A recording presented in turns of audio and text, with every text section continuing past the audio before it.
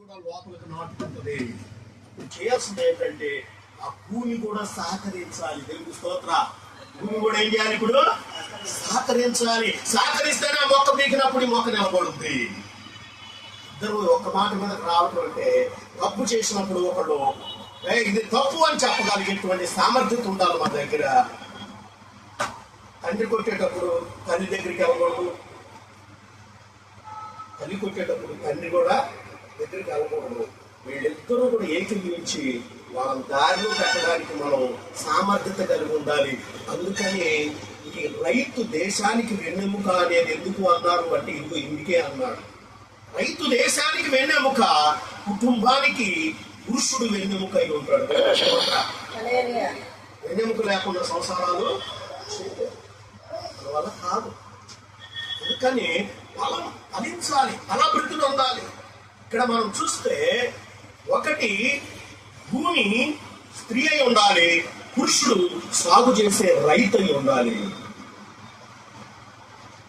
ఆ యొక్క వేసినటువంటి ఆ యొక్క పంటకు కాపుదలగా చుట్టూ కంచె ఉండాలి. అంటే దేవుని యొక్క భయం కూడా భక్తి కూడా మనకి అవసరమై ఉన్నది. వాటిలో ఉన్నటువంటి కలుపు తీయడానికి ఇద్దరు ఏకీభవించాలి. ఇద్దరు కూడా ఏకీభవించాలి అంటే ఏం చేయాలి?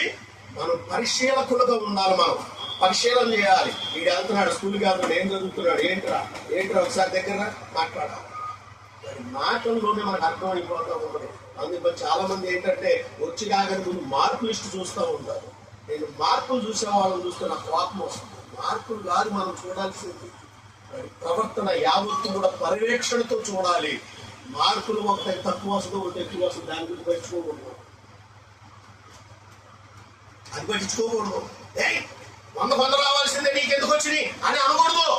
అది కాదు, పర్యవేక్షణ లోపం ఉంటేనే ఇలాంటివి జరుగుతాయి. నువ్వు మార్కులు చూడొద్దు. నువ్వు అక్కడ వాడు ఎలా చదువుతున్నాడు దాని మీద కాన్సన్ట్రేషన్ చేయి.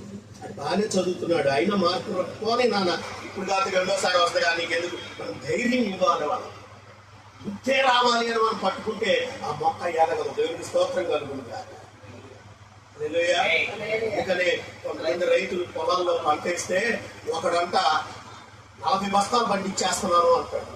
ఒకడికి 5 బస్తాలే పండుతుంది, ఒకటి 5 పండుతుంది, ఒకటి 20 పండుతుంది. నాకు 20 బస్తాలే బండిని దిగులుగా ఉన్నాడంట రైతు. నాకు 5 పండిని 7 మీద కొంచెం బెస్ట్ అనుకుంటున్నాడు. ఈ 40 పండిని బ్రహ్మాండం అనుకుంటున్నాడు. ఈ మొత్తాన్ని ఈ 3 కేటగిరీలు తీసుకొచ్చిన తర్వాత దాన్ని పర్యవేక్షకుడు దాన్ని పరీక్షించాడంట. దేవునికి స్తోత్ర. ఏం చేశాడంట? పర్యవేక్షకుడు పరీక్షించాడట. పరీక్షిస్తే